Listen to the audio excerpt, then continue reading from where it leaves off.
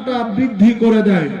একটা কথা খেয়াল করে যাবেন, আমরা মুসলিম হলেও মুসলিমের ভিতরে বিভিন্ন গ্রুপ আছে, মানুষ বিভিন্ন গ্রুপের বিভিন্ন মতাবলম্বী মানুষ আছে। আপনারা জানেন কি জানেন না, এখনো আছে বাংলাদেশে এরকম বাংলাভাষী লোক আছে যারা হাজারো হাজার রয়েছে, যারা এই পৃথিবীর জমিনের ভিতরে বলতেছে যে আল্লাহ রাব্বুল আলামিন যিনি মহান সত্তা, আল্লাহ রাব্বুল আলামিনের এলেম রাসূলকে দিল, আর আল্লাহর রাসূল এই যে খাজা মাইনুদ্দিন চিশতিকে দিল। এই খাজা মাইনুদ্দিন চিশতির কাছে সমস্ত এলেম রয়েছে, কিন্তু পৃথিবীর মানুষ তার কাছে খবর নিতে পারছে না। এই যে কথাগুলো বলে বিভিন্ন মতাবলম্বী মানুষ বিভিন্ন আকীদাগতভাবে গ্রহণ করেছে। একটা কথা দৃঢ় কণ্ঠে বলে দেই, এখনো পৃথিবীতে শতকরা বেশিরভাগ মানুষ জানে যে ঈমান মানুষের গোটা বস্তু, ঈমান বাড়ে না কমে না। কিন্তু ইমাম বুখারী রাহমাতুল্লাহ আলাইহি কিতাবুল ঈমান শুরু করে এই আয়াত দিয়েছে, ওই যুগের ওই 70% মানুষের একটা ভুল ধারণাকে কেটে দিয়ে এই আয়াতটা টেনে এনেছেন, ওয়াইজা তুলিয়াত আলাইহিম আয়াতুহু যাদাতুহুম ঈমানা। যখন আয়াত তেলাওয়াত করা হয় তখন ঈমানটা বৃদ্ধি পায়। ঈমান যদি বৃদ্ধি পাচ্ছে, আজকে যারা বসেছি, যদি আমরা কোরআনের আলোচনা শুনি, যদি নবীর আলোচনা শুনি, যদি জান্নাতের আলোচনা শুনি, যদি জাহান্নামের আলোচনা শুনি, আল্লাহর কথা অনুযায়ী আমাদের ঈমান বৃদ্ধি পাবে। আমরা একবার আল্লাহর তারিফ একবার জোরে করে সবাই মিলে পড়ি সুবহানাল্লাহ। আমার ভাইরা, আমাদের ঈমান বৃদ্ধি পাবে আমরা যদি কোরআনের কোন মেহফিলে পৃথিবীর জমিনের ভিতরে হাজির হই। এবার একটু উল্টো দিকে চলে যাই। এখন যেমন রাত্রি 12:50 বাজতে চলছে, আমরা যদি জালসা না আসতাম, শতকরা 30% যুবক, শতকরা 30% 40% 50% যুবক বর্তমান একটা দুটোর আগে বিছানায় ঘুমায় না।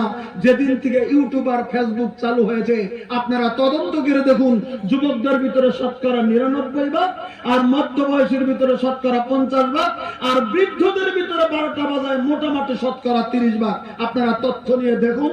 এখন যদি বলা হয় মোবাইলকে কে ব্যবহার করো, অ্যাপ যদি সেন্সাস করা হয়, যুবকরা শতকরা 99% বেরিয়ে যাবে। এখন তারা মোবাইল 12টা রাত্রি 1টা পর্যন্ত এটা চলছে। ফজরের নামাজ পৃথিবীর জমিনে গায়েব, ফজরের নামাজ জামাতে পড়া হচ্ছে না, এটা আমি লিখে দেব, আপনারা প্রমাণ করে নেন। আল্লাহ রাব্বুল আলামিনের নামে বলেছেন, মা সাল্লাল্লাহু আশাফি জামাতিন ফাকান্নামা কামা নাসফাল লাইল।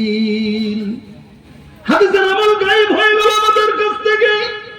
আল্লাহ রাব্বুল আলামিনের নবী বললেন, পৃথিবীর জমিনের ভিতরে কোন মানুষ যদি এশারের নামাজটা জামাতের সঙ্গে আদায় করে, এশারের নামাজ পড়ে কিন্তু যদি জামাত শর্ত দিয়েছেন না, কোন মানুষ যদি এশারের নামাজটা যদি জামাতের সঙ্গে যদি আদায় করে নিচ্ছে, এশারের নামাজ যদি জামাতের সাথে আদায় করে নাই, আল্লাহ রাব্বুল আলামিনের নবী বললেন, ওই লোকটি শুধু এশারের নামাজটাই জামাতে পড়েনি, ওই লোকটি আধা রাত্রিতে যেন দাঁড়িয়ে দাঁড়িয়ে যেন নফল নামাজটা আদায় করে নিয়েছে। একবার সূরা সুবহানাল্লাহ বলেন। তাহলে এশার নামাজ জামাত পড়লে আধা রাত্রি দাঁড়িয়ে থেকে নামাজের নেকি আল্লাহ দেয়। এটা আল্লাহ না, শুধু হাদিস সহিহ, এখানে জয়ীফের প্রশ্নই আসে না। তাহলে এশার নামাজ জামাত আদায় করেন। এবার সুন্নতি আমল যদি করতে যান, নবী বলেছেন, নামাজের পরে শুধু তোমার বিবি যদি আছে, তোমার আলোচনা দরকার পড়বে, কি যা কাজের দরকার পড়বে করবে, কিন্তু তাছাড়া এমনি মানুষের সঙ্গে গল্প করে এশার নামাজের পরে সময় কাটানো আল্লাহ রাব্বুল আলামিনের নবী নিষিদ্ধ ঘোষণা করে দিয়েছে। হাদিস খুলে দেখুন, নিষেধ রয়েছে। কারণ এশার নামাজের পরে তুমি যত সময় তুমি গল্প করবে, যত সময় তুমি কাটিয়ে দেবে, ওই রাত্রির ঘুম তোমার জামিনের ভিতরে যখন কমে যাবে, ফজরের রক্ত তোমার ওঠা তোমার জন্য জুলুম হয়ে যাবে। তাহাজ্জুদের তো খবরই নেই, এটা ছেড়ে দেবে। 40 টাকা আসবে না। আজ থেকে 20 বছর আগে, আজ থেকে 40 বছর আগে এই সিঙ্গলপুরের মাটিতে, কাটিহারের মাটিতে যদিও মুরব্বী কম ছিল, লেখাপড়া কম ছিল, আলেম যদি কম ছিল, কিন্তু দেখা গেছে রাত্রিতে মুরব্বী বাড়ির ভেতরে থেকে উঠে পড়েছেন, তাহাজ্জুদের নামাজ পড়ে হাত দুটো তুলে চোখ ঝাঁক করে চোখের পানি জমিনের ভিতরে ছেড়ে দিয়েছে।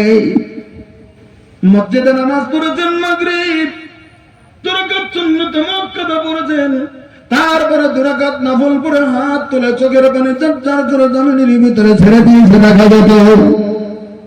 এখন তো মানুষ মসজিদে গেলেই মানুষের ফাফর লেগে যায়। আমার ভাষা বুঝতেছেন কি? মসজিদে গেলেই মানুষ ফাফর লেগে যায়। মসজিদে মানুষ গেলেই তো মনে হয় আমি একটা জুলুমের ভিতরে জমিনের ভিতরে পড়েছি। জানেন কি কার খাসলত গ্রহণ করেছেন পৃথিবীর জমিনে? হিসাব কি করে দেখেছেন কার খাসলত নিয়েছেন? আজ থেকে 1450 বছর আগে আল্লাহ রাব্বুল আলামিনের নবী ঘোষণা করে দিয়েছিলেন বলে কি, আল মুমিনু ফিল মসজিদি কাসসামাকি ফিল মা।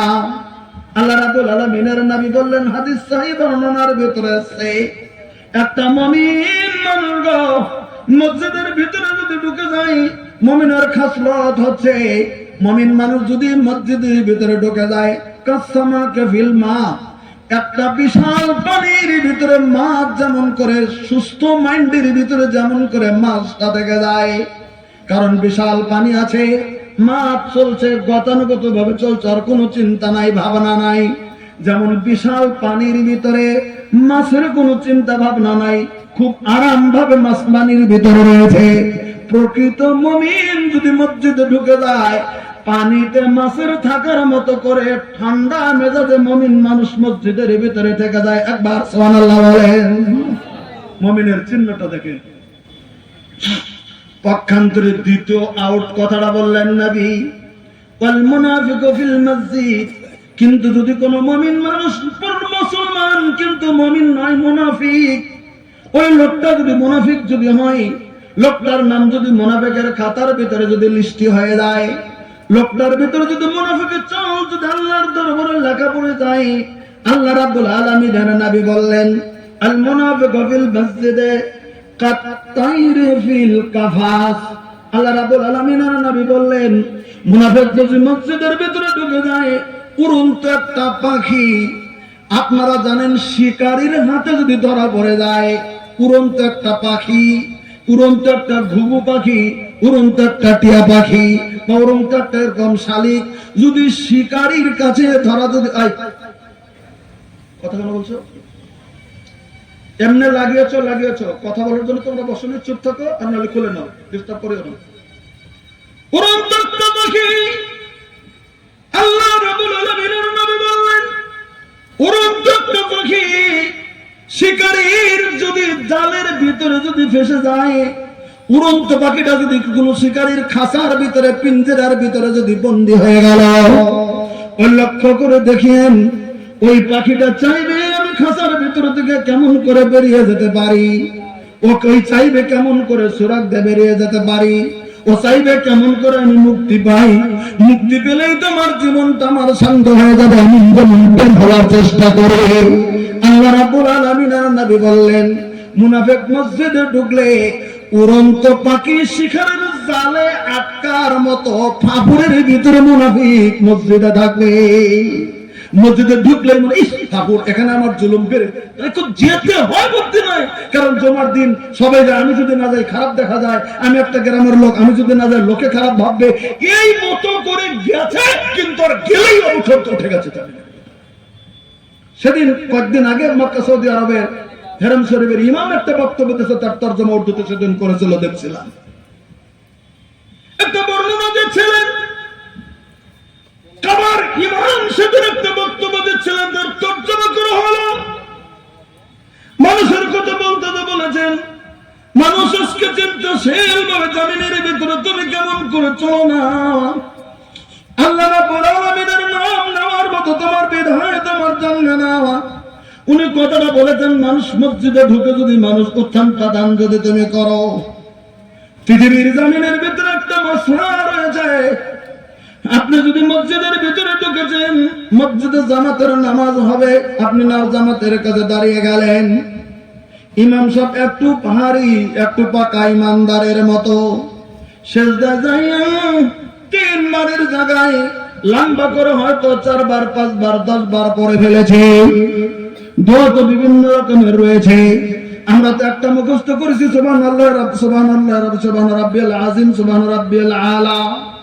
কিন্তু শুধু এতটুকুই নয়, সুবহান কুদুসুন রাব্বুল মালাইকাতু ওয়ার রূহ, সুবহানাকাল্লাহুম্মা রাব্বানা ওয়া বিহামদিকা আল্লাহুম্মা ইগফিরলি। এরকম করে লম্বা লম্বা আরো সিজদা রুকুর লম্বা লম্বা দোয়া রয়ে গেছে।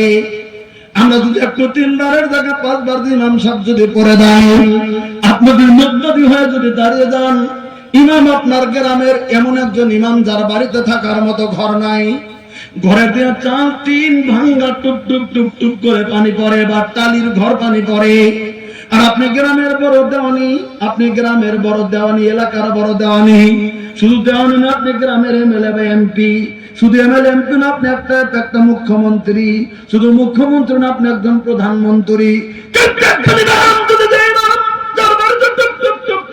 পানি যদি জমিনের ভিতরে ঝরে পড়ে, আপনি যখন তার পিছনে যদি নামাজে দাঁড়িয়ে গেছেন, উনি হচ্ছেন ইমাম, আপনি মুক্তাদি।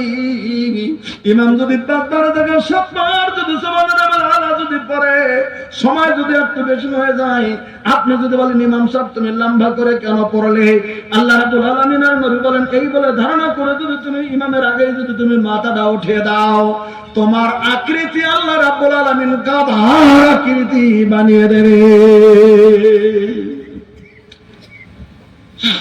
একটা ইতিহাস লিখেছে এই হাদিসের ব্যাখ্যাতে, সেদিন শুনলাম আরবের থেকে ব্যাখ্যা করেছেন একজন বুখারী শরীফ পড়েন, এটা হাদিসটা বুখারীর, একজন বুখারী শরীফ যিনি পড়ায় একজন মুহাদ্দিস মনে মনে মনে মনে মনে মনে ভেবেছেন, আমি যদি ইমামে আল্লাহ রাব্বুল আলামিনের নবী এই কথা বললেন, আল্লাহর নবী এই কথা বললেন, হঠাৎ করে যদি কেউ মাথা উঠিয়ে ফেলে, তার মাথা গাধার আকৃতি হবে।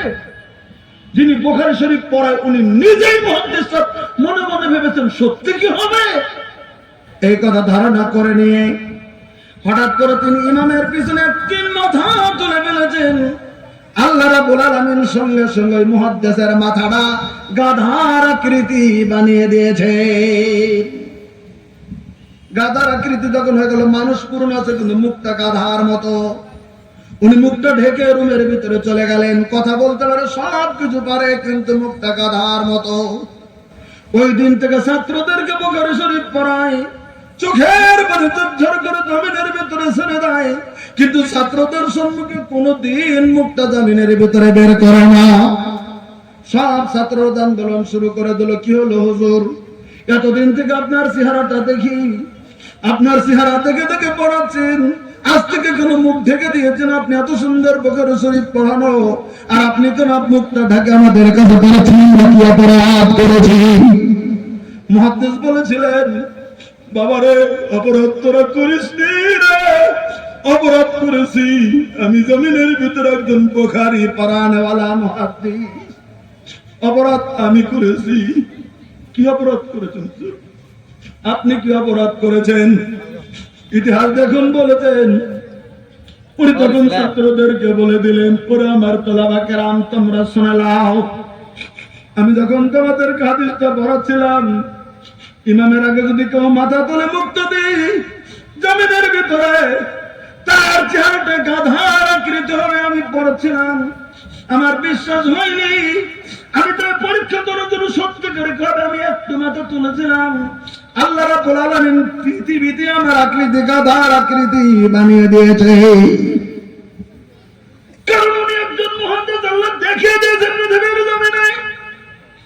তবে একটা হাদিসের ব্যাখ্যা মুহাদ্দিসিনে কেরাম করেছেন, পৃথিবীর জমিনে যদি তোমার সরাসরি নাও গাধার আকৃতি হয়ে যায়, ইমামের আগে যদি তুমি মাথা তোলো, তুমি শুনে নাও, মরার পরে সঙ্গে সঙ্গে আল্লাহ রাব্বুল আলামিন তোমার আকৃতি গাধার আকৃতি বানিয়ে দেবে। কঠিন কিয়ামতের দিন তুমি গাধার আকৃতি, তোমার মাথা সেদিন তোমাকে উঠিয়ে নিতে হবে। কথা খেয়াল রাখতে হবে। ইমাম তাহলে কত বড় গুরুত্ব দিয়েছেন ইসলাম। আল্লাহ রাব্বুল আলামিনের নবী তাই বললেন, যতই তোমার ইমার্জেন্সি থাক না কেন গো, তুমি যদি মসজিদের ভিতরে ঢুকে গেছো, তোমার এমন মজবুত ঈমান তোমার জমিনের ভিতরে থাকতে হবে। ঈমান নিয়ে তুমি ঢুকেছো, তুমি যেমন বিশাল সাগরের ভিতরে মাছ ধীরে স্থির ভাবে যেমন করে থেকে যায়, তুমি তেমন করে ধীরে স্থির ভাবে তুমি নামাজ পড়ে তুমি আদায় করে নাও।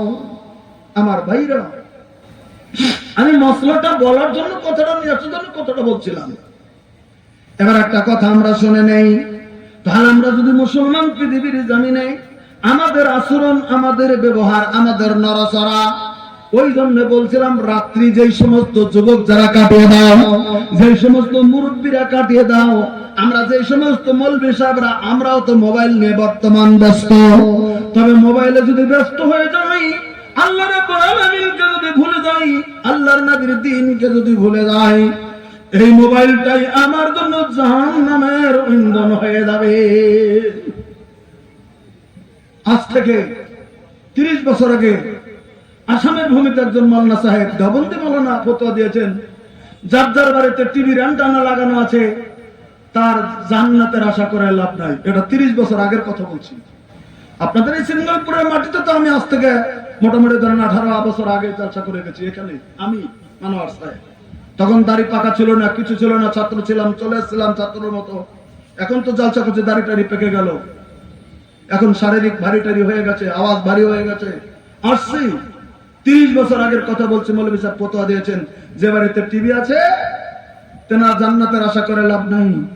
এখন কি এই ফতোয়া চলবে? এখন এই ফতোয়া নাই। এখন ফতোয়া হচ্ছে টিভি থাক, সেটা বড় কথা নয়, টিভি ইস্তেমালটা ভালো করে করো।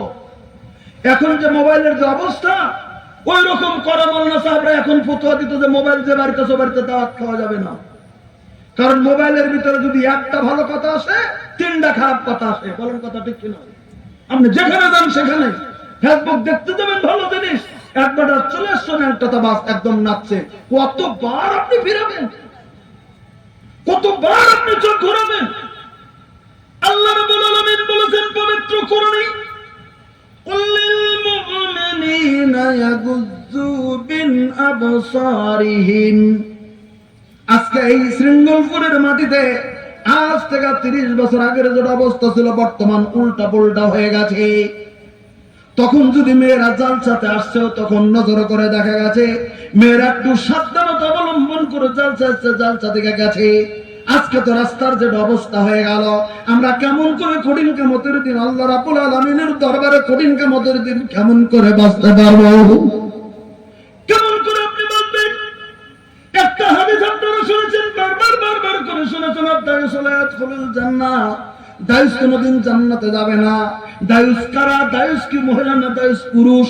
ওই পুরুষটা দায়ুস যে পুরুষ স্বামী শক্তি দিলে থাকা সত্ত্বেও তার বিবি দেহার মতো রাস্তাঘাটে ঘুরে বেড়ায়, স্বামী স্ত্রীটাকে বাধা দেয় নাই, স্বামী স্ত্রীটাকে শরীয়ত মতো চালায় নাই, শরীয়তের কথা স্বামী স্ত্রীটাকে বলে নাই। স্বামী দেহার মতো ঘুরে বেড়াচ্ছে, স্ত্রী দেহার মতো ঘুরে বেড়াচ্ছে, স্বামী তাকে তৌহিদ নেয় নাই, শরীয়তের দিকে রাস্তায় আনে নাই। ওই পুরুষটার নাম প্রথম দায়ুসের খাতার ভিতরে লিস্টি হয়ে যায়।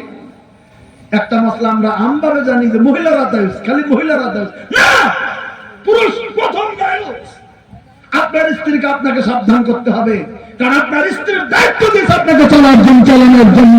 আল্লাহ পবিত্র করেন আপনার সম্মান দিয়েছে, আমার আপনার ইজ্জত দিয়ে আল্লাহ বলেছেন আর রিজালু কাওয়ামুনা আলান নিসা, পৃথিবীর সমস্ত মহিলাদের উপরে হাকিম বানানো দেওয়া হয়েছে তার স্বামীকে, পুরুষকে। আল্লাহ কথা কোরআনে ঘোষণা করেছেন, হাদিস নয় যে সহিহ জয়ীফের প্রশ্ন এখানে আসবে। হাকিম বানানো দেওয়া হয়েছে প্রত্যেকটা পুরুষকে, মহিলার জন্য। হাকিম তার প্রজাকে কেমন করে চালাবে, দায়িত্ব হাকিমের।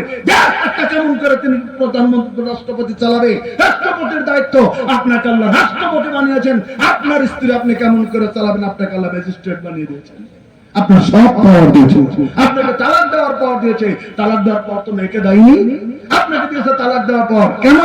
এমনি শ্বশুরের সাইকেল চালান দিল না, তালাক দিয়ে দিলেন না। শরীয়তের কথা যখন আপনার স্ত্রী শুনবে না, নামাজ পড়তে বলবেন নামাজ পড়বে না, শরীয়তের হুকুম মানবে না, ব্যাপারটা ঘুরে বেড়াবে, তারপরে শরীয়তের হুকুম মানবে না, তারপরে অন্যায় অন্য কাম করে বেড়াবে। এরকম করে করে করে করে করে করে যখন অন্যায়ের চরম সীমা যখন পৌঁছে যাবে, তখন আপনার বিবেক আপনি এক তালাক দিয়ে বোঝার জন্য সুবিধা দিয়ে দিন। এটা তো কোনোদিন হয় না যে শরীয়তের জন্য আমার বিবেক আমি রাখিনি। যাক, সে মশলা আমি বলছি না, কারণ মহিলারা বসে আছে ভাববে এসে তালাক আমি উপমা দেওয়ার জন্য কথাটা বলেছি। আল্লাহ রাব্বুল আলামিন পবিত্র কোরআনে যেমন মানুষকে চলার জন্য বিধান দিয়েছেন, ওই জন্য বলছিলাম রাত্রি বেলার কথাটা। আল্লাহ রাব্বুল আলামিনের নবী বললেন, মান সাল্লাল ইশা ফি জামাতিন ফাকান্নামা কামানা সাল্লাইল, যে ব্যক্তি আধা রাত্রি যে ব্যক্তি এশার নামাজ জামাতে পড়বে, আধা রাত্রির লোকটা নামাজে দাঁড়িয়ে যেমন কাটিয়ে দিল। ঘুমিয়ে যান। তাহাজ্জুদ পড়ার অভ্যাস আছে না? আসে নাই, ঘুমা। যদি আছে ওঠেন করেন, নাই নাই ঘুমা। শুধু একটা নিয়ত করে শুয়ে যাবেন বিছানায়, আল্লাহ বেসরে কামত ওয়াহিয়া করে বিছানায় শুয়ে যাবেন। আর যদি বলেন আমি নবীর সুন্নতে তরিকায় শুয়ে যাব, তাহলে বুখারী শরীফের একটা হাদিস আপনি ইস্তেমাল করিয়েন, ব্যবহার করিয়েন। আল্লাহ রাব্বুল আলামিনের নবী কেমন করে শুয়েছেন, এখানে ইউটিউবাররা আছে, এখানে ফটো আছে, তবু আমি দেখাচ্ছি। হাদিস বুখারীতে আল্লাহ রাব্বুল আলামিনের নবীর শোয়ার বর্ণনা হযরত আয়েশা সিদ্দিকা রাদিয়াল্লাহু তাআলা আনহা দিয়েছেন। হযরত আয়েশা সিদ্দিকা রাদিয়াল্লাহু তাআলা আনহা বলেন, আল্লাহ রাব্বুল আলামিনের নবী যখন বিছানায় শুয়েছেন, আল্লাহর নবী নিজের পা দুটি এমন করে বিছিয়ে দিয়েছেন। ভালো করে কথাটা বুঝে নেন। আমি যেমন এমন করে পা দুটি মেলে দিলাম, আল্লাহর নবী বিছানার উপরে বসে পা দুটির সম্মুখে বিছিয়ে দিয়েছেন। দেওয়ার পরে আল্লাহ নবী শুইবেন, তার আগে তার দুটি হাত আল্লাহ রাব্বুল আলামিনের নবী এমন করে মিলিয়ে দিয়েছেন। ভালো করে দেখেন, ইউটিউবার, এখানে ইউটিউব রেকর্ড হচ্ছে। আল্লাহ রাব্বুল আলামিনের নবী হাত দুটি এমন করে মিলিয়ে দিয়েছেন। হাত দুটি মিলিয়ে দেওয়ার পরে আল্লাহর নবী সর্বপ্রথম কুল হুয়াল্লাহু আহাদ, যেটা কুলহুর সূরা বলে, সূরা ইখলাস, আল্লাহর নবী বিসমিল্লাহ সহ তেলাওয়াত করেছেন। বিসমিল্লাহ সহ কুলহুর সূরাটা তেলাওয়াত করেছেন। হাত নবী খুলে দেননি, হাতটা মিলেই রেখেছেন। তারপরে আল্লাহ রাব্বুল আলামিনের নবী কুল আউযু রাব্বিল ফালাকটা পড়েছেন, হাত মিলে ছেড়ে দেননি। কুল আউযু রাব্বিন নাস করেছেন। কুলহুর সূরা, সূরা ইখলাস, সূরা ফালাক, সূরা নাস একবার পরে তিনবার পড়া যখন শেষ হয়ে গেল, আল্লাহর নবী নিজে হাতের ভিতরে একটা ফুঁক দিয়ে দিতেন। এটা বুখারীর হাদিসের ইবারতের তরজমা বলছি। আল্লাহর নবী হাতের ভিতরে ফুঁক দিয়ে দিতেন। এবার যখন ফুঁকটা দেওয়া হলো, এবার আল্লাহর নবী নিজের হাত খুলে দিলেন, নিয়ে নিজের মাথার উপরে নিয়ে নিলেন।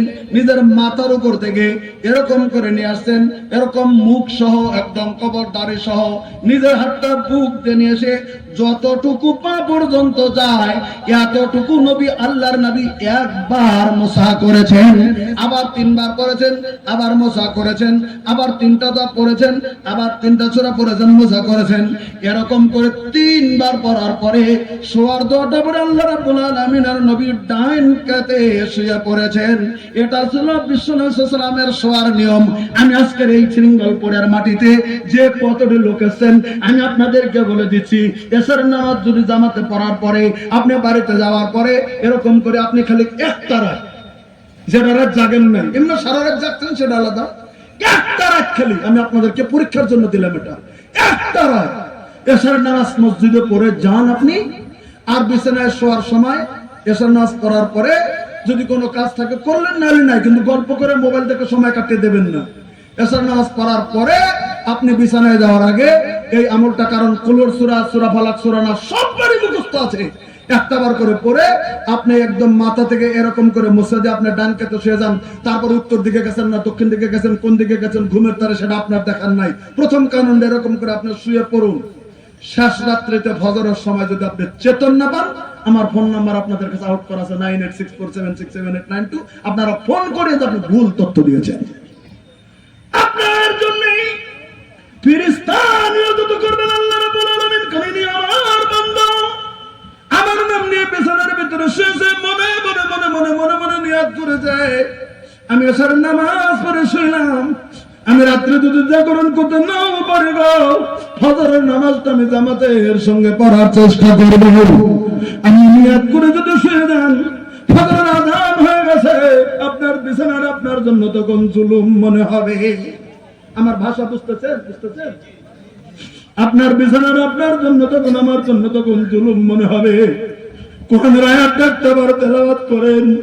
সূরা সাজদার ভিতরে আল্লাহ রাব্বুল আলামিন বলেছেন, আল্লাহ রাব্বুল স্পষ্টকরণ করে দিয়েছেন, তাতাজাফা যুনুবুহুম আনিল মাযাজি'i ইয়াদউনা রাব্বাহুম খাওফান ওয়া তামাআ। আল্লাহ রাব্বুল আলামিন বললেন, পৃথিবীর বান্দারা রে, আমার যারা খালিদ বান্দা, রাত্রিতে বিছানায় যখন শুয়ে যায়, শুয়ে গেলেও যখন শেষ রাত্রি হয়ে যাবে গো, আল্লাহর খালেদ বান্দা গুলিদের জন্য বিছানাটা আগুনের মতো গরম মনে হয়ে যাবে। তারা একা একাই বিছানা থেকে তারা ওই মুহূর্তে তারা উঠে পড়ে যাবে। তাদের বিছানাটা কঠিন মনে হবে, ফজর আযান হয়ে গেছে, খুব জলম মনে হবে। আপনারা পরীক্ষা করে দেখেন, সব সময় যারা নামাজ পড়েন, হঠাৎ করে শরীরের কম বেশি যদি এশারের নামাজ না পড়ে যদি বিছানায় যদি শুয়ে যান, দেখবেন যাতে আপনার জ্বর উঠুক, দেখবেন আপনার ঘুম ধরছে না, কসমাস করছে। আমি এশার নামাজ পড়ে শুয়ে পড়ি নাই, আমার এশার নামাজ গেল চলে গেল, এশার নামাজ চলে গেল। বিবিকে বলবে, বিবি রে আমি এশার নামাজ পড়ি নাই, শুয়ে আমার শরীরে ঘুম লাগছে না। যতক্ষণ পর্যন্ত কষ্ট করেও নামাজ পড়েননি, প্রকৃত নামাজি মানুষের প্রকৃত ঘুম জমিনের ভিতরে হবে না। বলেন কথা ঠিক কিনা? কঠিন, মুমিনের জন্য কঠিন। আল্লাহ রাব্বুল আলামিন পরীক্ষা করে দিলেন, যাও এবার যদি ফজর নামাজে যদি মসজিদে যান, মসজিদে যদি জামাত আপনি পেয়ে যান, যদি নামাজের ভিতরে দাঁড়িয়ে গেলেন জামাতে, আল্লাহর নবী পরক্ষণ শব্দটি বাক্যটি বললেন, আমান সাল্লাস সুবহা ফি জামাতিন, এশার নামাজ পড়ে ঘুমিয়ে গেছিলেন, এবার ফজর নামাজ জামাতে পড়ার জন্য উঠে মসজিদে চলে গেলেন, ফজর নামাজ এবার জামাতে পড়লেন। আল্লাহ রাব্বুল আলামিনের নবী বলেন, ফাকান্নামা কামাল লাইলা কুল্লা, আমি আল্লাহ রাব্বুল আলামিনের নবী বলে দিলাম, ওই লোকটা সারা রাত দাঁড়িয়ে দাঁড়িয়ে নামাজ পড়লো। একবার জোরে সুবহানাল্লাহ। একটা লোক যদি এশার নামাজ জামাতে পড়ে, ফজর নামাজ জামাতে পড়ে, সারা রাত শুধু দাঁড়িয়ে নামাজ পড়লো, অথচ লোকটা ঘুমিয়ে কাটালো।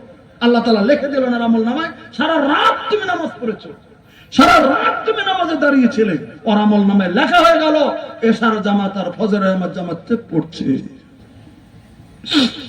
আমার ভাইরা, জাগ্গা, আমি আলোচনার দিকে আসতে চাই। খুতবার ভিতরে আমি একটি কোরআনের আয়াত, একটি হাদিস তেলাওয়াত করেছিলাম, তার তরজমা ব্যাখ্যার দিকে সেই সময় শেষ হবে, আমি ছেড়ে দেব।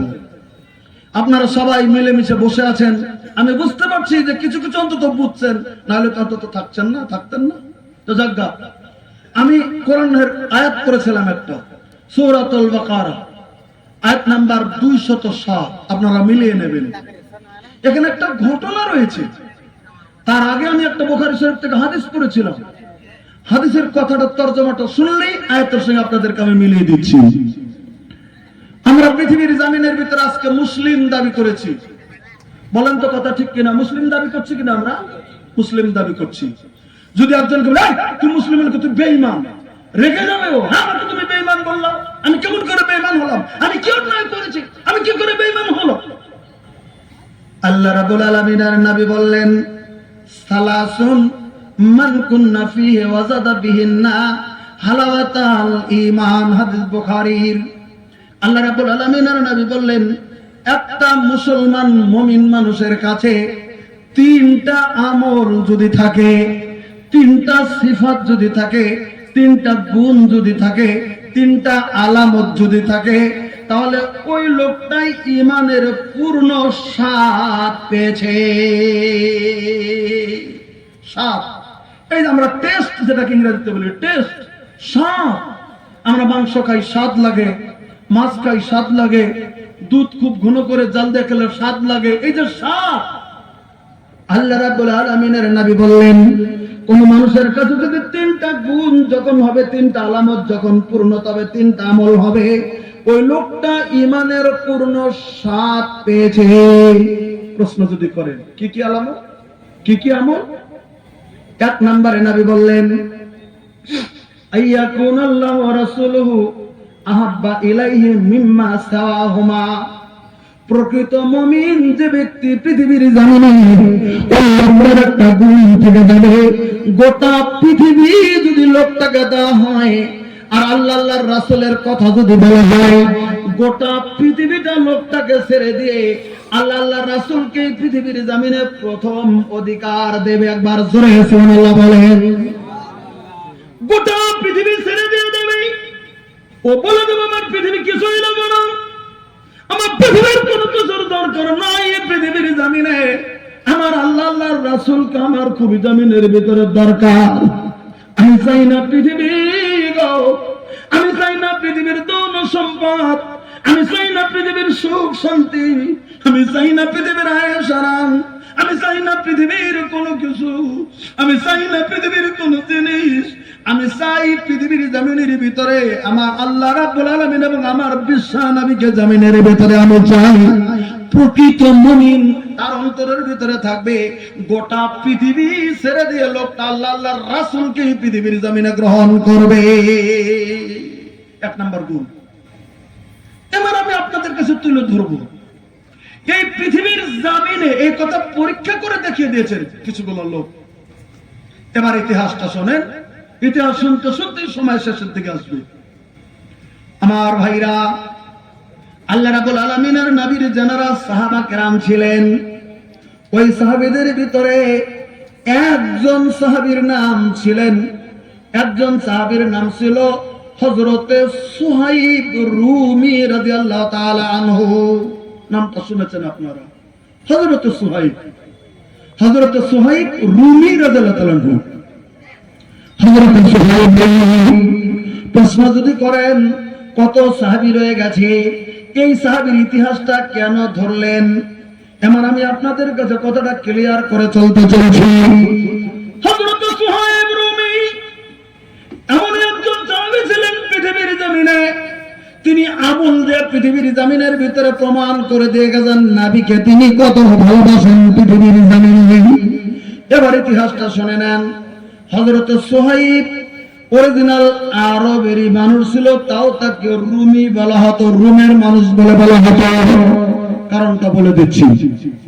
হযরতে সুহাইবের আব্বা, তার নাম ছিলেন সিনান বিন মালিক। হযরতে সুহাইবের আব্বা বা বাবা, পিতা, তার নাম ছিলেন হযরতে সিনান বিন মালিক। ইসলাম তিনি নেয়নি। সিনান বিন মালিক তিনি কি ছিলেন? ওই যুগে আরবের বুসরা শহরে যিনি বাদশা ছিলেন, সেই বাদশার প্রতিনিধি ছিলেন এই সুহাইবের আব্বা সিনান বিন মালিক। বুসরা শহরের উবুল্লা নামে একটা জায়গা আছে, এলাকা আছে, সেই এলাকার দায়িত্বে ছিল এই সিনান বিন মালিক। মানে রাজার নিচেই বা মুখ্যমন্ত্রীর নিচেই বা প্রধানমন্ত্রীর নিচেই ও দায়িত্বভার প্রধান সেনাপতি হিসাবে দায়িত্বভার গ্রহণ করে দেশের শাসন চালিয়েছিল এই সিনান বিন মালিক। এরই ছেলে, তার স্ত্রীর নাম হলো সালমা, এরই ছোট্ট ছেলে, তার নাম হলো সুহাইব। বয়স কেবল 4 বছর, 4.5 বছর। সুহাইবের মা সালমা স্বামীকে বলতেছেন, স্বামী আপনি তো এদিক ওদিক যেতে পারেন না, আমাকে অনুমতি দেন না, একটু ঘুরতে যাব ইরাকের দিকে। তখন ঘুরতে যেত মানুষ, এখনো যেমন দিল্লিতে ঘুরতে যায়, কেউ টাকা বেশি হলে কেউ বিভিন্ন জায়গাতে যায়, কেউ চায়না দেশে ঘুরতে যায়, এই যে দুবাই যায়, কাতার যায়, বিভিন্ন জায়গায় যেমন ঘুরতে যায়, সেদিকেও বাদশার ছেলে মেয়েরা ঘুরতে যেত, বউরা স্ত্রীরা। এই সালমা উনি কিছু সাঙ্গ সঙ্গ করে নিয়ে ঘুরতে গেলেন ইরাকের সানিয়া নামে একটা জায়গাতে। সেই জায়গাতে অনেক কিছু দেখার মতো জিনিস ছিল, সানিয়া নামে জায়গা ইরাকে। কিছুদিন কাটিয়ে দিল, ওখানে থাকতেছে। হঠাৎ করে রোম বাহিনী, রোমের দস্যু বাহিনীরা ডাকাতি করার জন্য সেখানে রেডি হয়েছিল। তারা ওই সানিয়া নামে জায়গাতে তারা ডাকাতি করলো। ডাকাতি শুধু করলো তো করলো, সোনার উপর টাকা পয়সা যা নিল তো নিল। ছোট্ট ছোট্ট বাচ্চাগুলিকে মার কোলে থেকে টেনে টেনে টেনে টেনে টেনে টেনে নিয়ে যেত। কারণ সে যুগে বকরির মতো, আজকে গরু বাজারের মতো, বকরির বাজারের মতো, সে যুগে গোলামগুলিন মানুষের বাজার, মানুষগুলিন সে যুগে বিক্রি করা হতো। তাই সোনার উপর টাকা পয়সা নিয়ে তো নিয়েছই। এই 5 বছরের সুহাইবকে মার কোলে থেকে রোমের সৈন্যরা টেনে নিয়ে গেছে। ইতিহাসটা শোনেন, খুব গুরুত্বপূর্ণ ইতিহাস, কোরআনের ইতিহাস। কোরআনে আয়াত নাযিল হয়েছে এই সুহাইবের। চলে গেছে মার কাছ থেকে ছিনে নিয়ে, একদম নিয়ে নিয়ে নিয়ে নিয়ে রোম চলে গেল, ইরাক থেকে রোম। রোমের মাটিতে গোলাম হিসাবে, দাস হিসাবে ওই সুহাইবকে বিক্রি করে দেন অন্যের হাতে, অন্যের হাতে, অন্যের হাতে। এরকম করে বিক্রি করে করে করে করে করে করে সুহাইব একটা ধনী মানুষের বাড়িতে যেমন বিক্রি হয়ে যায়, সেখানেই থাকতে শুরু করে দিল। সেখানে 5 বছর থেকে বড় হতে শুরু হয়ে গেল। বড় হতে হতে হতে হতে হতে হতে যেমন 20 বছরের কাছাকাছি হযরত সুহাইবের বয়স জমিনের ভিতরে হয়ে যায়। নিজের মাতৃভাষা আরবের ভাষাটা জমিনের ভিতরে নিজে ভুলে যায়। রুমের ভাষাটা তিনি শিখে ফেলে রুমের আচরণের মতো আচরণ হয়ে যায়। রুমের মানুষের মতো তার চরিত্র হয়ে যায়। রুমের মানুষের মতো তার শরীরের গঠন হয়ে যায়। রুমের মানুষের মতো মাথার চুল হয়ে যায়। ওই জন্য হযরত সুহাইবকে রুমি বলা হয়। এবার ওখানে থাকতেছে, চলছে। কিন্তু একটা কথা, যদিও তিনি একজন রাখাল, কিন্তু তার বাবা আসলে তো দেশের বাদশা, বিরাট বড় জ্ঞানী মানুষ। বাদশার ছেলে, তার জেহেন তার বাদশার মেজাজি রয়ে গেছে। ওই জন্য চলতে ফিরতে তিনি খুব ধীরে ধীরে যাবে, জমিনের ভিতরে চলে। একজন খ্রিস্টান ধর্মভীরু ওই রুমের ভিতরে বিরাট বড় খ্রিস্টান পাদ্রী, তিনি খ্রিস্টান একজন যাজক, বিরাট বড় যাজক, তিনি ওই ধর্ম প্রচার করে।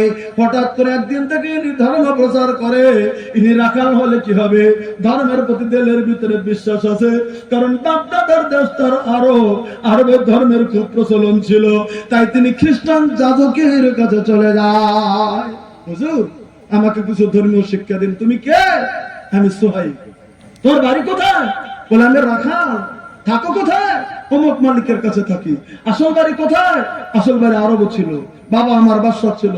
তুই এরকম কি করে এলে? বলে এরকম করে আমাকে ডাকাতি করে এনে বিক্রি করে করে এখন আমি গোলাম হয়ে আছি রুমে। যখন শুনলেন তুই আসলে আরবের, বলে আরবের। শোন সুহাইব, আমি একজন খ্রিস্টান যাজক, আমি একজন খ্রিস্টান যাজক, তোকে বলে দিচ্ছে, তুই শোনেনি? কি হুজুর, কি বলেন? বলেন। আমি বলছি, এমন দেশ থেকে তুই এসেছিস রে সুহাইব, তার দেশের ভিতরে যেখানে ঘন ঘন ঘন ঘন ঘন ঘন খেজুর গাছ, ওই ঘন ঘন খেজুর গাছের আরবের মাটিতে আখেরি নবী মুহাম্মাদের জন্মস্থান হয়ে যাবে। একবার জোরে সুবহানাল্লাহ বলেন। আমি খ্রিস্টান যাজক, আমি যতটুকু ধর্মগ্রহণ দৃষ্টিতে করেছি, আমার মনে হয় রে সুহাইব, অচিরেই পৃথিবীর জমিনের ভিতরে আখেরি নবীর আবির্ভাব হবে। উনি অন্যান্য আগের যে কিতাব পড়েছে, এই কিতাব পড়ে উনি ধারণা করেছেন এখন আখেরি নবী আসার সময় হয়ে গেছে। যেমন আকাশে মেঘ হলে আমরা ভাবি যে বৃষ্টি হওয়ার সম্ভাবনা আছে, ওরকম খ্রিস্টান যাজক আগের কিতাব পড়ে তারা ধারণা করেছিল এখন হয়ে যাবে। একটা কথা বলবে, শুন। আমার দিলে কয়, আমার অন্তরে কয়, আমার কলবে কয়, আমি যদি আখেরি নবী মুহাম্মদকে পেতাম, আমি একজন খ্রিস্টান যাজক হইলেও তাকে আমি নবী বলে মানতাম। সুবহানাল্লাহ কইবেন না? কিন্তু সুহাইব রে, আমার মনে হয়, আমার ভাগ্যে মনে হয় জুটবে না মুহাম্মদকে। কিন্তু তুই যদি শুনিস আরবের মাটিতে আখেরি নবী মুহাম্মদ যদি জন্ম নেয়, যদি তিনি নবীয়তি যদি তিনি পায়, যদি তিনি নবী বলে যদি দাবি করে যদি আঁখ মেলে, তিনি ঈসার হুল্লাকে তিনি সত্য নবী বলে ধারণা করবে, ঈসার হুল্লাকে সত্য নবী বলে মানবে আখেরি নবী মুহাম্মদ। তুই যদি পাস পৃথিবীর সব কিছু ছেড়ে দিয়ে তুই মুহাম্মাদের শিষ্যত্ব গ্রহণ করো, তুই মুহাম্মদকে নবী বলে মেনে নিস। দেখছেন কোথায় রুম, কোথায় আরব। এই কথা এই রুম থেকে এই খ্রিস্টান বৃদ্ধ যাজক তাকে বলে দিল। হযরত সুহাইব বলেন, খ্রিস্টান যাজক যখন কথা বলেছেন, আমার শরীরটা তখন জড়জড় হয়ে গেছে। হায় রে, আমি তো আরবের মানুষ, আমি সত্য পথ যেখানে পাবো, আমি তো দাসের রুমে চলে এসেছি। আমি কেমন করে রুম থেকে মক্কায় ফিরবো? আমি আমার ওস্তাদের কথা মেনে আমি মুহাম্মাদের শিষ্যত্ব গ্রহণ করবো। সুবহানাল্লাহ বলে। এই ধান্দায় আমি থাকলাম, ধান্দায় থাকলাম। আমি ধান্দায় আছি, থেকে হঠাৎ করে একদিন আমি এই রুম থেকে আমি পালিয়ে মক্কার দিকে রওনা হয়ে গেলাম। শুধু রওনা হইলাম না, এমন দলের সঙ্গে সঙ্গে যে পালিয়ে যে আমি মক্কায় উপস্থিত হয়ে গেলাম। আমার দিলের ধান্দা আখেরি নবী আবির্ভাব হবে, আমি তার শিষ্যত্ব আমি গ্রহণ করব যদি আমি জীবনে পাই। এটা আমার মেন উদ্দেশ্য। মক্কায় চলে গেলাম। আমি একদম টাটকা জোয়ান। মক্কায় যাওয়ার পরে আমার বাবা নাই, মা নাই, খবর নাই, তারা কোথায় চলে গেছে জানি না, আমি সে সম্পর্কে আমার কোনো খবর নাই। আমি রুমের মানুষ হিসাবে মক্কার মানুষেরা জানি কুরাইশ বংশের ভিতরে একটা লোকের নাম ছিল আব্দুল্লাহ বিন জুদান, নামটা খেয়াল রাখবেন। আব্দুল্লাহ বিন জুদান ছিল মক্কার কুরাইশ হেরেম শরীফের কাছাকাছির লোক। তিনি বললেন, এই যুবক তোমার বাড়ি কোথায়? বলে আমি রুম থেকে চলে এসেছি। তোমার কে আছে? বলে কেউ নাই। আমারও তো তেমন কেউ নাই, তুমি আমার বাড়িতে থেকে যাও। তখন ছেলে মেয়ে কম ছিল, তো খুব দাম ছিল লোক। তুমি আমার এখানে থাকো, তোমার দল কেউ নাই, আমার বাড়িতে থাকো, আমার দোস্ত তুমি হয়ে দাও, তুমি আমার বন্ধু হয়ে দাও। আব্দুল্লাহ বিন জুদানের বন্ধু হয়ে গেল। কিন্তু বাদশার ছেলে ব্রেন খুব তীক্ষ্ণ। আব্দুল্লাহ বিন জুদানের ব্যবসা ছিল, বলে তুমি এটা দেখাশোনা করো, সামান্য কিছুদিনের ভিতরে 2-4 বছরের ভিতরে লক্ষ লক্ষ টাকার মালিক হয়ে যায়। এই ভাই ব্যবসা করে ওর ব্রেন তো ছিল বাদশার মতো। ওই জন্য এমন করে ব্যবসা করলেন, বিভিন্ন ভাষা জেনেছিলেন, বিভিন্ন চাঞ্চল জানার পর ব্যবসায় এত উন্নতি হলো, 2-4 বছরের ভিতরে লক্ষ লক্ষ টাকার মালিক হয়ে যায় এই দুইজন। ওর ভাগ আলাদা করে দিলে এগুলো তোমার। এবার একটা ঘটনা ঘটলো, শুনেন। এদিকে চলে গেছেন ব্যবসার মালের জন্য, ফিরে আসতেছেন বাইরে থেকে তিনি মক্কাতে। আর ইন্দামিন সময় আল্লাহ রাব্বুল আলামিনের নবী মক্কাতে আখেরি নবীর দাওয়া করে ফেলেছেন। জোরে একবার সুবহানাল্লাহ বলেন। শুধু দাওয়াই করেননি, আল্লাহ নবী সাল্লাল্লাহু আলাইহি কালামা পরে হযরত খাদিজা, হযরত আবু বকর, ওসমান মিলে অলরেডি 30 জন মুসলমান হয়ে পড়েছে। উনি তখন ব্যবসায় বাইরে আছে। তখন তো 3 মাস, 4 মাস, 5 মাস, 6 মাস করে ব্যবসা করে একবার ফিরে আসতো। গাড়ি ঘোড়া তো এখনকার মতো ছিল না, ট্রেন প্লেন। মক্কা ঢোকার আগে আগে খবর শুনলেন।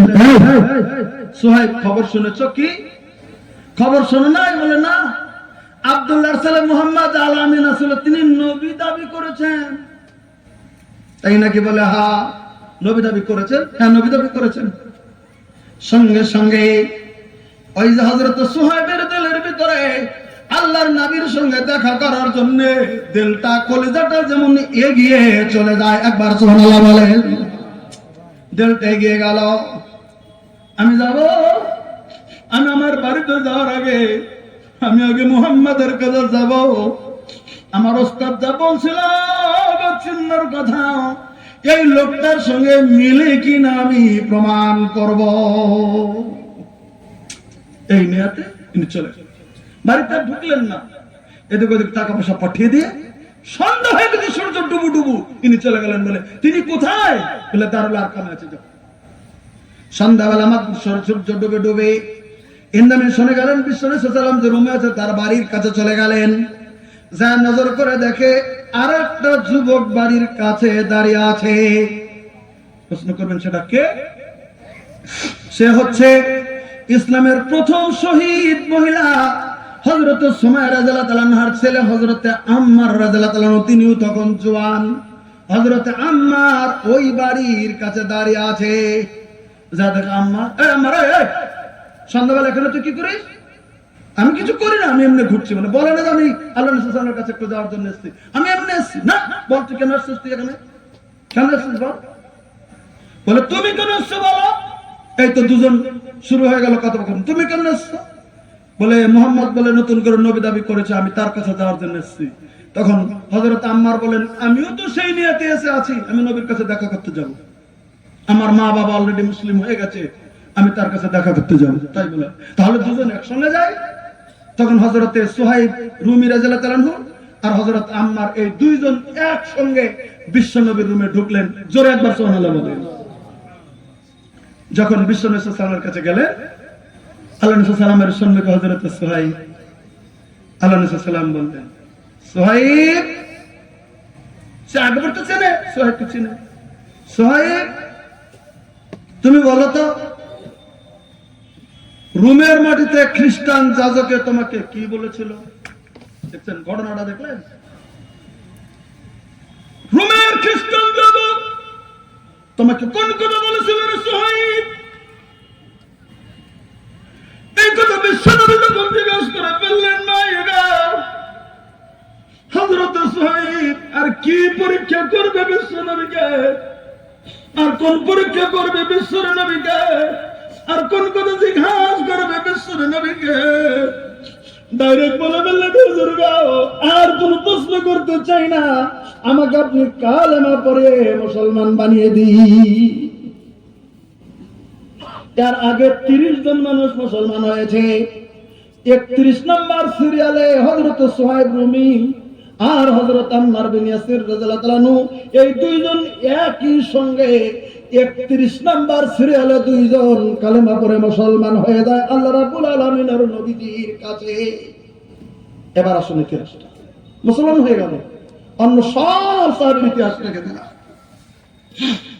এবার আপনারা জানেন আল্লাহ রাব্বুল আলামিনের নবী ওই মক্কি জিন্দেগি 13টা বছর আল্লাহ রাব্বুল আলামিনের নবী কাটিয়ে দিয়েছিলেন।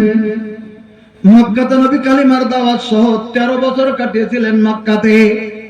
হযরত সুহাইব রুমি আল্লাহ রাব্বুল আলামিনের নবীর সঙ্গে 13টি বছর চলছে।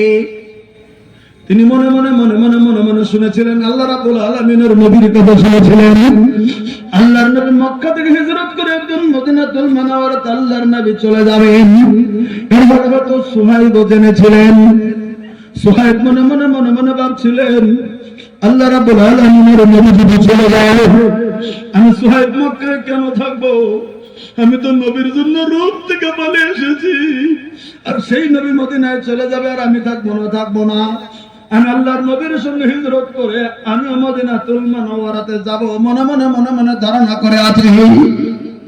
কিন্তু হযরত সুহাইব জানে আল্লাহর নবীর সঙ্গে আবু বকর যাবে, নবীর সঙ্গে আমিও যাব। কিন্তু হযরত সুহাইব কেমন করে তেনারাবি করে দিয়েছিলেন, পোহরা দিয়েছিলেন সুহাইব যেন যেতে না পারে। ওই জন্য সুহাইব আটকে গেছেন। আল্লাহ রাব্বুল আলামিন নবী আবু বকরকে নিয়ে মদিনাতুল মুনাওয়ারাতে চলে যায়। আচ্ছা গেল, হযরত সুহাইবের কলিজা আবার ফেটে যেতে চলছে নবীর মুহাব্বতে। প্রত্যেক দিন প্ল্যান করে আমি কেমন করে মক্কা থেকে মদিনায় যাব, আল্লাহ নবী সাল্লাল্লাহু আলাইহি ওয়াসাল্লামের কাছে কেমন করে যাব, এত টাকা পয়সা আমি কি করব। সমস্ত টাকা পয়সা গুলি তিনি এবার সোনা এবং রূপা কিনলেন। সব টাকা পয়সা দিয়ে স্বর্ণ এবং রৌপ্য কিনলেন। কেনার পর একটা থলের ভিতরে ভরলেন। থলের ভিতরে ভরার পরে নিজের কুঠুরির ভিতরে গর্ত খুঁড়লেন, গাঢ়া খুঁড়লেন। গাঢ়া খোদার পরে ওই গাঢ়ার ভিতরে সোনা রূপা গুলি ভিতরে দিয়ে মাটি দিয়ে নেপে দিলেন। নেপে দিয়ে সামান্য কিছু খরচ নিয়ে তিনি মদিনার দিকে ছুটলেন। লম্বা ইতিহাস, কেমন করে তিনি মদিনায় যান বর্ণনা করা যাবে না, শুধু বলছি তিনি মদিনার দিকে ছুটলেন। তিনি মদিনার দিকে একটি রাত্রিতে তিনি চলছেন রাস্তার ভিতরে। যখন এরা বুঝতে পারলো সুহাইব বাড়িতে নাই, মদিনায় যাওয়ার জন্য হিজরতের জন্য রেডি হয়ে চলে গেছে, পিছনে এরা ঘোড়া নিয়ে সুহাইবের পিছু করলো। পিছু করার পরে অনেক দূর যাওয়ার পরে সুহাইবকে পেল। পাওয়ার পরে এরা 10-12 জন ছিল ঘেরা। মদিনা তুই কেন যাস, কেন যাবি তুই মদিনা? তো হিজরত করে যাবি, তোকে যেতে দেবো না। এই নিয়ে তর্ক বিতর্ক শুরু হলো। ভাই আমাকে আটকাবি না, আমার সাথে যদি আমার এক ফোঁটা রক্ত থাকা পর্যন্ত আমি যাওয়ার জন্য চেষ্টা করব। তর্ক বিতর্ক হলো। সর্বশেষে সুহাইব ওরা বললো, যাই তুই খালি হাতে এসছিলি রুম থেকে পালিয়ে আমাদের মক্কায়, আমাদের টাকা পয়সা তুই আজকে বড় হয়েছিস, আর সমস্ত টাকা পয়সা নিয়ে তুই মদিনায় যাচ্ছিস, তোকে যেতে দেবো না, কারণ তুই গরিব ছিলি, তুই যদি যাস তো গরিব হয়ে যাবো। সুহাইব বলে, ন তাহলে তোরা আমার টাকা পয়সার কথা ভেবে আমাকে আটকাচ্ছিস? বলে, হ্যাঁ তাই আটকাচ্ছি। বলে, চল টাকা পয়সা দিলে তো আমাকে যেতে দিবে? হ্যাঁ যেতে দেবে, চল। সুহাইব এই 10 জনকে নিয়ে গেল বাড়িতে, যেখানে সোনার উপর গর্ত করে মাটিটা নেপে দিয়েছিলেন। নেপা মাটি খুদে দিয়ে সমস্ত টাকা পয়সা সোনার উপর ওদের হাতে তুলে দিয়ে খালি হাতে কোন মতে ফাটা কাপড় নিয়ে মক্কা থেকে হযরত সুহাইব যুবক মদিনার দিকে রওনা হয়ে যায়। লিল্লাহি তাকবীর। সমস্ত কিছু বাড়ি ঘর টাকা পয়সা সোনা রূপা সব কিছু ফেলে আমি সব তাদেরকে দিয়ে গেলাম, আমি নবীর কাছে চলে যাবো, আমার তোমার যেতে দে, এবার তুই যা। কোটি কোটি টাকার সম্পদ, আজকের যুগের কোটি কোটি টাকার মালিক, সমস্ত কিছু ছেড়ে দিয়ে আল্লাহর নবীর মহব্বতে শুধুমাত্র ফাটা কাপড় নিয়ে তিনি যখন মদিনাতুল মুনাওয়ারার দিকে যান। জানেন কতটুকু রাস্তা মক্কা থেকে মদিনা? বর্তমান যুগের কিলোমিটার হলে 470 কিলোমিটার। এই 550 কিলোমিটার রাস্তা, 550 কিলোমিটার, এই 550 কিলোমিটার রাস্তা হযরত সুহাইব না খাওয়ার মতো করে কিছু পানি, কিছু কাছে কিছু খেজুর ফেলে রাস্তায় ফেলে এরকম করে খেয়ে খেয়ে খেয়ে খেয়ে হযরত সুহাইব মক্কা থেকে মদিনার দিকে ছুটছে। না খেয়ে থেকে থেকে শরীরটা একদম কমজোরি হয়ে গেছে। হযরত সুহাইবের অবস্থায় হয়ে গেছে। কতদিন পরে পায়ে হেঁটে হযরত সুহাইব মদিনায়, আল্লাহ রাব্বুল আলামিনের নবী তখন ওই কুবাতে আছে। আল্লাহ রাব্বুল আলামিনের নবীর কাছে তখন কুবাতে হযরত সুহাইব যেন পৌঁছে যায়। একবার জোরে সুবহানাল্লাহ বলেন। আল্লাহর নবীকে যখন সালাম দিলেন কুবাতে, আল্লাহর নবী সুহাইবকে দেখলেন, মুখের দিকে তাকিয়ে দেখছেন একদম শুকনো মুখ, শরীরের অবস্থা একবারে কাতর হয়ে গেছে। বলে সুহাইব তুমি কই থেকে আসলে, এমন তোমার অবস্থা কেন? বলে এমন এমন এমন এমন করে সব কিছু ছেড়ে দিয়ে আমি আপনার মহব্বতে চলে এসেছি। তখন বলছিলেন রাবিহাল ভাই, ইয়া ইয়া আবা ইয়াহিয়া, ওরে সুহাইব রে, তুমি সফল ব্যবসা করেছো, তুমি সফল ব্যবসা করেছো, তুমি লাভজনক ব্যবসা করেছো। নবী কথা 3 বার বলেছিলেন। 3 বার বলা শেষ, হযরত জিবরিল আমিন আল্লাহর নবীর কাছে আয়াত নাজিল করে দিলেন, ও আল্লাহ রাব্বুল আলামিনের নবী, সুহাইবের আমল আল্লাহ রাব্বুল আলামিন খুশি হয়ে গেছে। আল্লাহ তখন বলে দিলেন, আমিনান নাস মাইয়াশরি নাফসাবতুগা মারদাতিল্লাহি ওয়াল্লাহু রাউফুন বিল ইবাদ। আল্লাহ তাআলা তখন এই সূরা বাকারার 207 নম্বর আয়াত নাযিল করে দিলেন, ওগো নবী, পৃথিবীর জমিনে এমন কিছু মানুষ আছে গো, যারা আল্লাহ আল্লাহর রাসূলকে সন্তুষ্ট করার জন্য পৃথিবীর সব কিছু বিক্রি করে দেয়। গোটা পৃথিবীর সম্পদের যদি মালিক হয়ে যায়, এমন কিছু মানুষ আছে ওই সমস্ত জিনিসগুলি আল্লাহর রাস্তায় বিক্রি করে দিয়ে আল্লাহ আল্লাহর রাসূলের সন্তুষ্টি পৃথিবীর জমিনের ভিতরে কিনে নেয়। জোরে একবার সুবহানাল্লাহ বলেন। এই কথা হযরত জিবরিল আল্লাহ রাব্বুল আলামিনের কাছে আয়াত নাযিল করে দিলেন, মানে হযরত সুহাইব সমস্ত কিছু বিক্রি করে আল্লাহর রেজামন্দি কিনে নিয়েছে। আমি তো আপনাদের কাছে বলতেছিলাম, আল্লাহ আল্লাহর রাসূলকে মহব্বত করতে গেলে পৃথিবী একদিকে, আল্লাহ আল্লাহর রাসূল একদিকে। আমরাও তো সেই যুগের মানুষ। আজকে তো সেই মানুষ আমরাও পৃথিবীর জমিনে। আমরা আল্লাহ আল্লাহর রাসূলকে কতটুকু ভালোবাসার প্রমাণ দেখিয়ে দিতে পারি?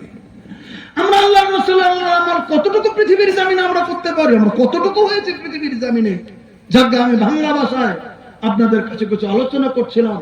এখন উপদেশ নেওয়ার মতো যদি থাকে আপনারা গ্রহণ করবেন বলে আশা রেখে আমি প্রমাণ আজকে জমিনে আমি প্রমাণ চাবো। আজকের জমিনের ভিতরে আমাদের বাবা মা কবরে, অনেকের দাদা দাদি কবরে, অনেকের নানা নানি কবরে, কবরের ভিতরে শুয়ে আছে, তারা আমাদের দিকে রূপ করে আছে। আমরা কোন সময় পৃথিবীর জমিনে একটু সৎ কাজ করি? কখন আমরা একটা ভালো কাজ করি? কখন আমরা বাবা মার জন্য একটা আল্লাহর কাছে দোয়া করি? কখন আমরা বাবা মার জন্য কিছু দেই আল্লাহর রাহিলিল্লাতে? আমাদের দিকে রূপ করে তারা থাকছে। কারণ এই হাদিস বুখারীতে আল্লাহ নবী সাল্লাল্লাহু আলাইহি ওয়াসাল্লামের সাহাবী একজন যুবক নবী সাল্লাল্লাহু আলাইহি ওয়াসাল্লামের কাছে বলেন, ইন্না উম্মি ইবতুলিতাত নাফসুহা, ও আল্লাহ রাব্বুল আলামিনের নবী, আমার মা হঠাৎ করে ইন্তেকাল করেছে, আমার মা এখন কবরস্থ করে দিয়েছি।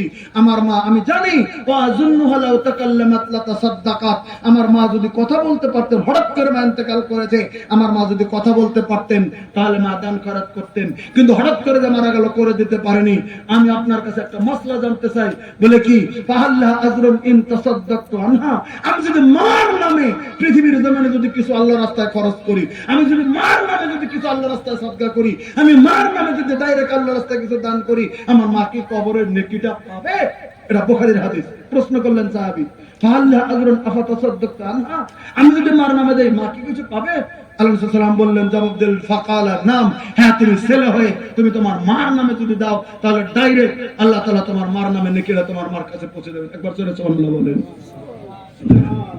আমি আপনাদের কাছে জবাব করব না। অনেকটি মুরব্বি বসে আছেন, তাদের বাবা নাই, বাবা হারাইতি আমরা আজকের জমিনের ভিতরে আছি। আপনাদেরকে খুব জুলুম করব তা আমি করব না। আমি সর্বপ্রথম একটা মুরব্বিকে চাবো, এখানে আসবেন 500 টাকা নিয়ে